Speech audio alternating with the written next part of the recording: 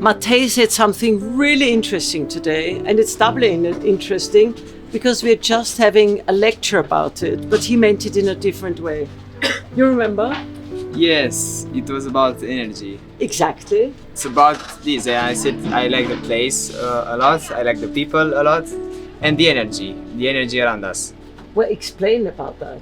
Okay, well, what I said is that without this energy around us and the energy that motivates us to do all of these things, the camp wouldn't be the same. It would be just a normal camp, like going to the mountains or going to the sea. Just a normal camp, and this energy is something else. It makes the camp more beautiful. And I said also a thing about Teatrul Vienez, that we had an energy of our own from the beginning because we know each other for so many years. And what I said was that we kind of gave this energy to the Iași children. They had their own energy, but it kind of mixed, and it's just beautiful.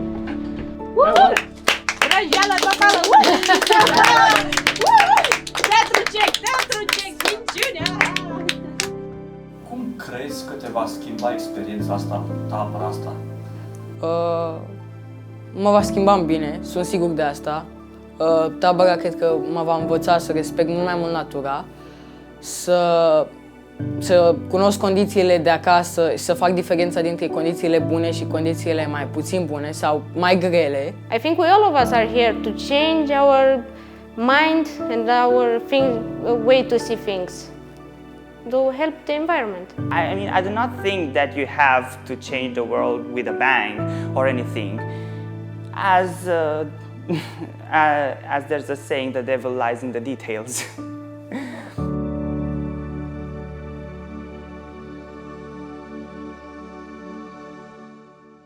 Oberon e Tudor, Titania e Daria. Da. Și Oberon cu Titania o secvență, prima secvență. După care avem povestitorul Aron, care va fi cu rază, adică Luca. Eu. Voi o să aveți niște zânuțe pe lângă voi, o să luăm fete de la Iași. Da, ca să aveți zânuțe. Nu, tu n-ai zânuțe, numai Daria are zânuțe. Distrugătorul Edi, cercetoarea va fi Matei. Cercetor. Scena 6, bunicul eu, cu tine. Și după răzbătoarea Și scena 7, exact, Luca. Deci, aveți toți roluri. The end result should be, or our aim is, that as many people as possible can be motivated to use less resources. So, to bring 20 children here and test them is a fine thing, but who will know about it? So we thought we'll do e-learning, we will write a play about the environment. Eddie, can you do it? Yeah, I think so. Can you be horrible? Ai venit să le aduci belșug și spor în cășnicie? Cum? Îndrăznești să-mi faci mustrări pentru Hipolita, când știu bine că tu însă ți iubești pe Teseu? Astea nu-s decât născociri de om gelos. Și de câte ori n-am privit... Dar aici nu mai ești supărat, aici ești... De câte ori da, ești emoțională, melancolică, spre melancolică. Melancolică și cu tău foarte tare cu pe... Of course, I feel it easier working with children who've been through my school because they've got more empathy. And they've started to be less egotists. They understand other people. You see, if you learn a part, you start to understand another person. If you're in a team, it's not only about yourself. You can't play a scene and then thinking, oh, I was really good. It's always everybody on stage together.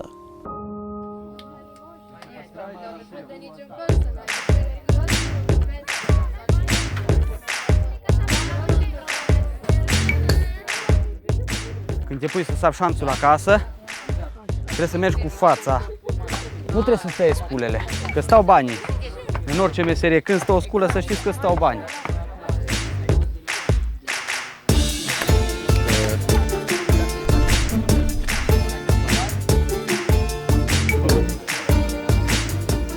E o meserie destul de periculoasă asta.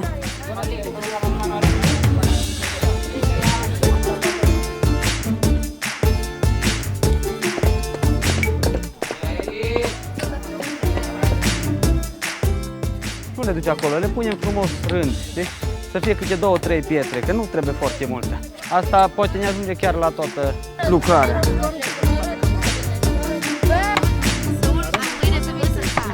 De-aia în România sunt 100 de ingineri la un șantier și numai 2 muncitori.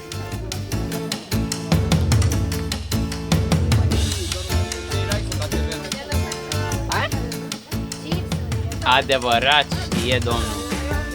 Și așa am încercat în cadrul acestor ateliere să învățăm pe copii meșteșugul tradițional îți aduce fericirea.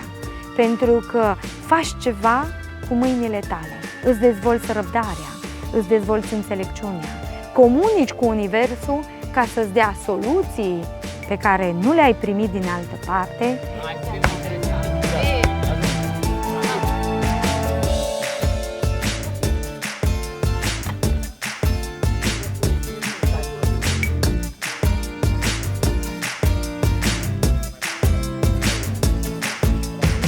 Și multe astfel de secrete, dacă le vom pierde taina și înțelepciunea, poporul nostru și copiii noștri vor fi mai săraci.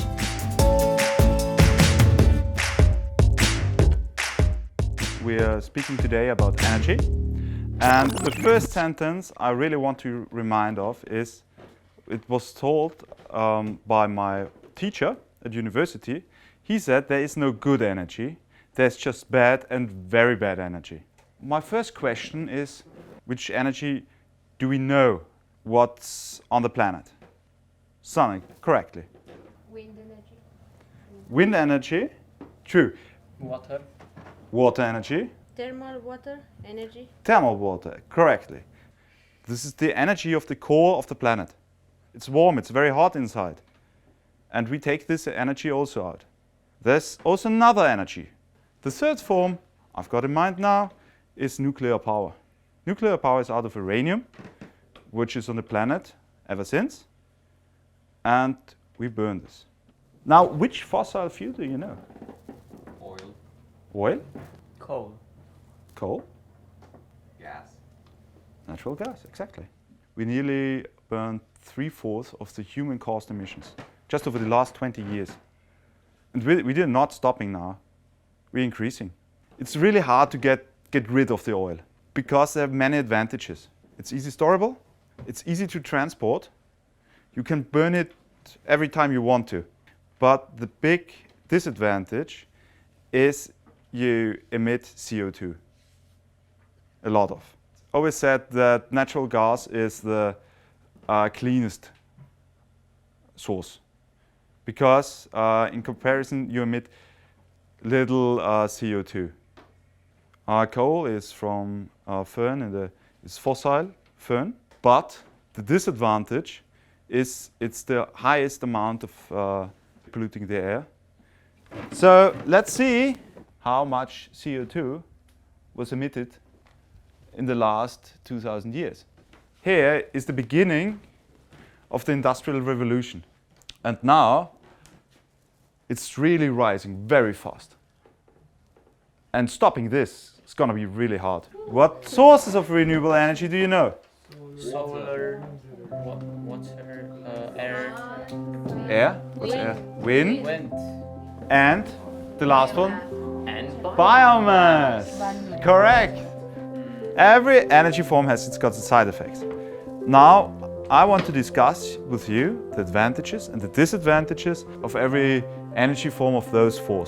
Tinerii sunt cei mai receptivi și, pe de altă parte, așa îi formăm. În ultimul timp, toată lumea a conștientizat faptul că mediul este supus unei presiuni crescânde, lucru care s-a observat prin faptul că în anumite regiuni degradarea mediului a devenit chiar îngrijorătoare. Solar energy. It's not a stable source. In wintertime you have got less energy and more in the summertime. So in winter times we need another source. The second problem is that they are just working for 25 years around. So after 25 years you've got a big amount of trash. The wind energy, it's very good in combination with solar energy. because most of the time, winter times, there's more wind blowing. So the combination of wind energy and solar energy can be really optimal. Wind and solar got very cheap. That's the main argument against nuclear power. Nuclear power gets more and more expensive with the safety measures. And even now, the wind and solar power is absolutely competing with the prices. They are lower than the nuclear energy. What do you think is the advantage of hydropower? Building the hydropower station emits CO2, but over the time it doesn't emit CO2 or greenhouse gases. So that's a real profit. And as you can see at the Hoover Dam, they stand forever, or kindly forever, really for hundreds of years. Take every 25 years new turbines, and it's really a huge amount of energy, constant energy. Biomass is CO2 neutral. It's neutral. That's very important. And you see the advantage of biomass is it can also be used in winter times. It can be stored, but it has got big volume and little energy comes out of this volume. This is sadly one of the biggest benefits of fossil fuel, but all the renewable sources do have side effects, negative side effects. That's the reason why we should reduce our energy consumption. And our energy consumption is rising faster than the building on renewable energy. Da, exact. Poate zboară unde nu trebuie. Vai de... Ce frumoasă sunt! Ce paletă este, eu v-am zis. Deci are cuvântul ei preferat e paletă. Plus că trebuie să avem ceva de măsurat. Nu știu, asta pentru că nu avem reglă sau așa, nu avea asta de măsurat. Eu am. Astăzi am făcut gard din luminile de alun. A fost foarte drăguț. Facem tot cuvântul cu o culoare sau diferită? Ar trebui, dar nu știu.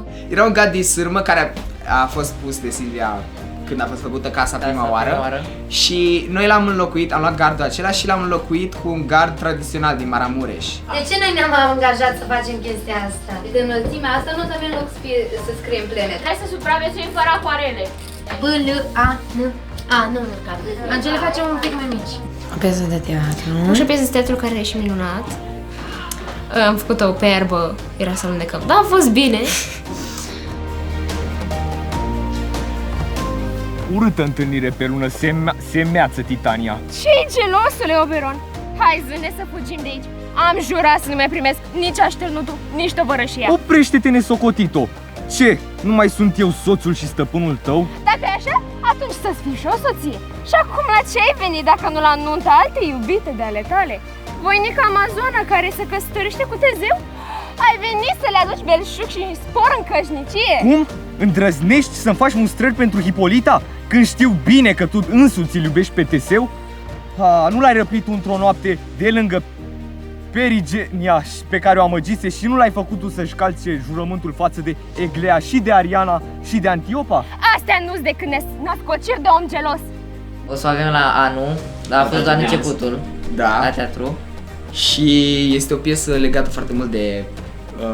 ecologică. De natură. Da. Dar noi oamenii, omenirea și eu, o să Nu știu dacă învățăm să trăim împreună cu natura și nu împotriva ei. E cel mai mare război pe care l-a purtat omenirea vreodată. Este războiul împotriva vieții. Aproape 8 milioane de oameni îl poartă prin produsele pe care le consumăm în fiecare zi. Și ce soluție avem? Să folosim mai puțin din resursele pământului și să dăm mai mult înapoi. Vezi, păsările, copacii, iubesc pământul, vreau să-l salvez. Ești băiețel deștept, îmi place de tine. O să te dăm la cea mai bună facultate și poți să salvezi și lumea. Vă zic eu, vă zice totul vostru să veniți în tabăra asta, că e cea mai faină tabără. Vă înscrieți-vă la arte, înscrieți-vă la teatru, e cel mai fain. Da. Noi, tribul Matu, avem o zicală. Există un lup în oricine se luptă cu tine. Și știi cine câștigă? Cel pe care îl hrănești.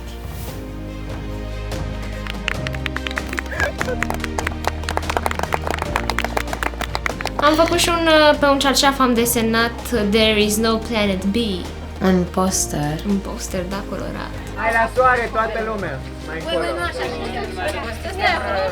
Mai aduceți mai facem un lucru lui Matei. Să fie între Matei și Aron. Matei, dă-ți capul la perete. Trageți încolo mai mult. Și am făcut poză cu el. Evident că am făcut poză cu el. Normal. No, tabăra asta e tare. And then we do whatever. Leg day, everybody. Like this. Like this. Like, give it up, go! Yeah, I can't do that. Oh, shine. And look up. Look up. Fac încheierea frumoasă. Asta vă de episodul nostru de azi. Nu uitați să dați like. Da, nu uitați să dați like, subscribe și un coment. Apăsați, cum se cheamă, notificările la belul ăla ce-o fi. Share, dați share la prieteni să vadă câte prostii facem, să ajungem Da. populari unul de alta. Și iată vă de episodul nostru de azi. Ne vom revedea data viitoare. Pa, pa!